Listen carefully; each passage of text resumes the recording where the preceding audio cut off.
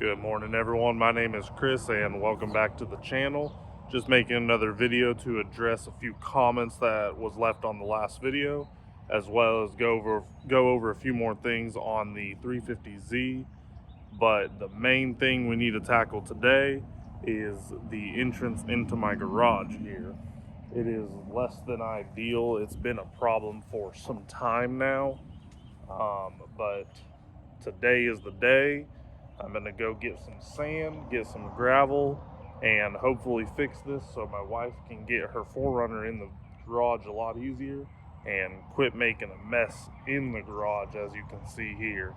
But we need to go right out to Lowe's, make a pit stop at Harbor Freight on the way, but let's go ahead and go for a ride.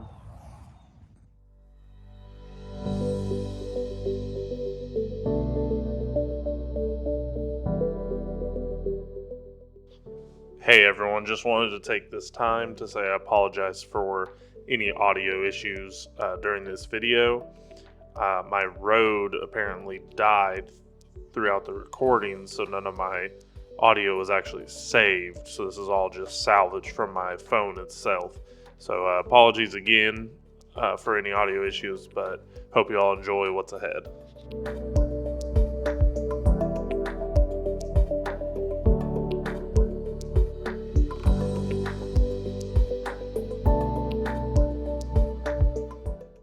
All right, we just parked at Lowe's. I'm gonna go ahead and run in here, get the sand and gravel purchased, and go ahead and get a temper tool so I can kind of flatten out everything and have it ready. I'm gonna go ahead and move this camera to the back so y'all can get a good visual of everything being loaded up, but we'll see y'all in a minute.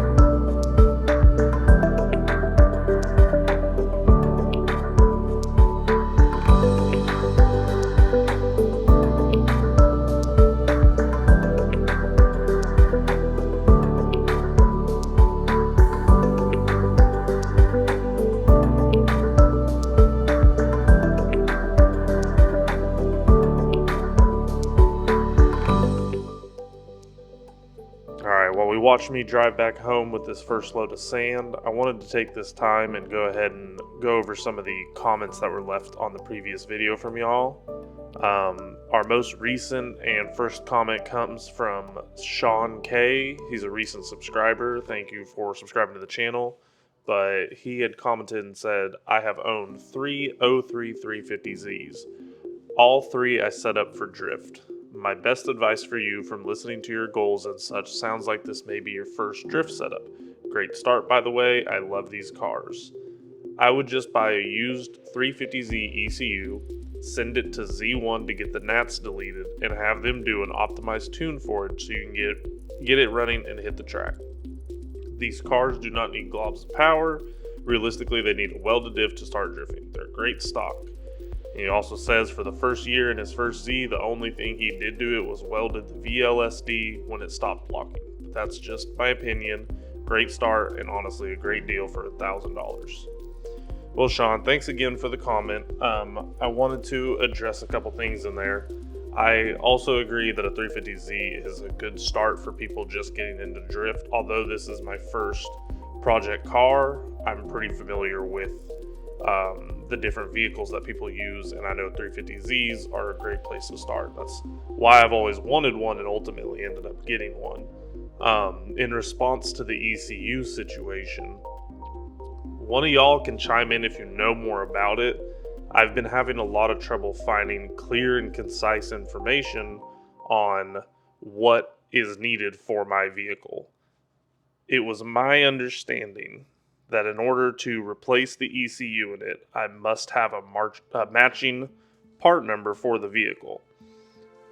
The part number for my vehicle is MEC61520D1.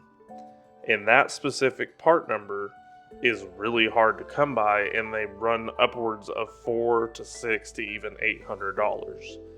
Now, some people have told me that I can get a same year model and trim and have it programmed with the NATs deleted out, and it'll work. I have not been able to talk to anyone to find out if that is actually true. They've just told me, yeah, you can do that, but no one I've talked to has actually done it. And if that is true, I can pick up a same year model trim, but a different part number for about $200. And the programming is about $400 to $500. So there's a lot of savings right there. Our next comment comes from Wick, or WIK. I'm not too sure how to say your name, so I do apologize. He says, I love my Z, but it needs work as well. This is going to be a good series. Keep uploading. Thanks for the comment, man. Much love. I hope you are subscribed and stick around to see what all we're doing. We have a lot of things in the works right now. A lot of different things around the garage itself and the 350Z itself, and also things in the pipeline for my F-150. But hey, just like I said to you, it's always a good time to start working on that Z. The next comment we have from Life Behind the Wheel. He says, toss a KBD bumper on there and it'll never break. You're right, and that's actually what I plan on doing. The exact body kit I want is this N4 series from KBD as pictured here. From what I understand, it's just a Nismo bumper, but just what KBD makes, because they don't actually make the Nismo bumpers anymore.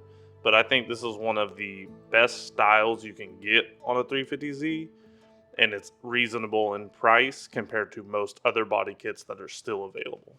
Our next comment comes from Donald Rook, who says, I have 2 sets of 350Z times Spartanburg, South Carolina. Now, I assume you mean tires, and you're saying you have 4 wheels for the 350Z.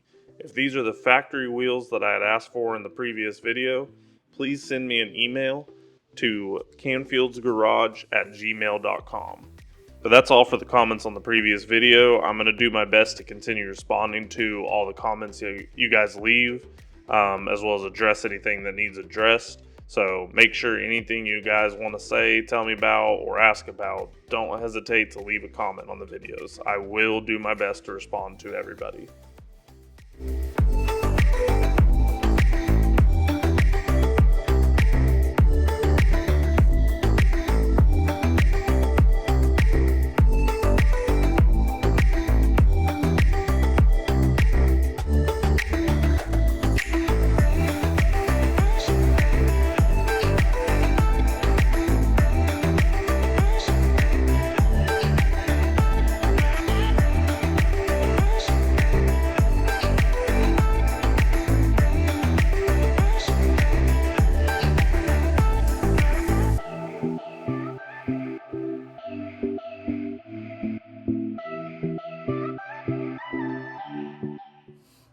Alright, we are finally done for today at least. It ended up taking a total of 2 bags of sand and 2 bags of gravel.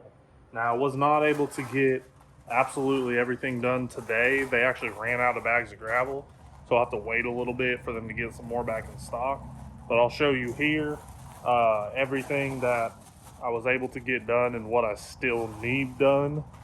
And then we'll pull the 4Runner back in, and I'll get a shot seeing how it looks now pulling it in and the difference of actually pulling it in from before when I just had the boards there.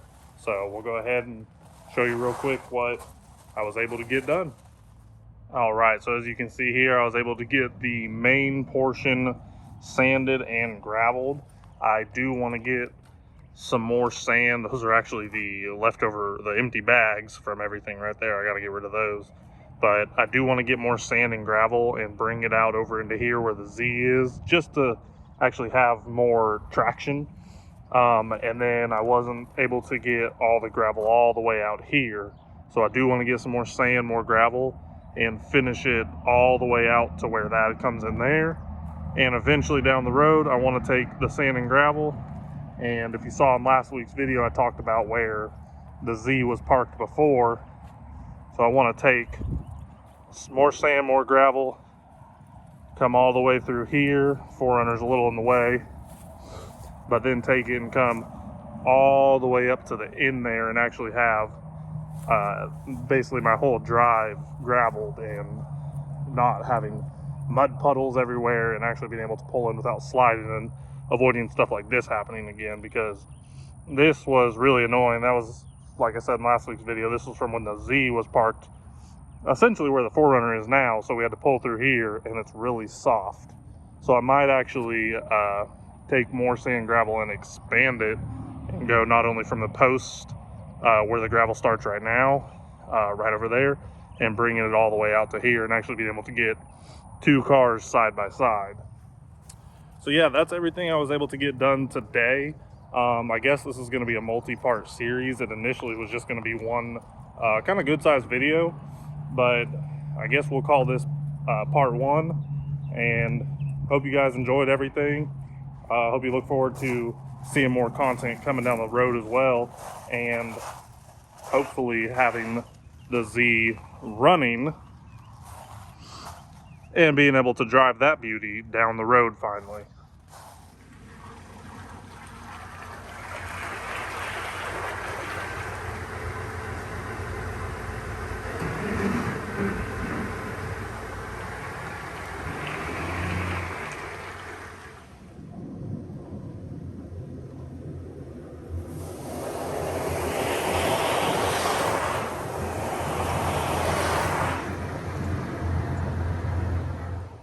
Thanks again for watching though. Make sure to go ahead and leave your comments on anything you guys have. I'll make sure to address it in the next video as well. And if you're not already, go ahead and get subscribed, and you can follow more of my projects and more on that 350Z. Thanks.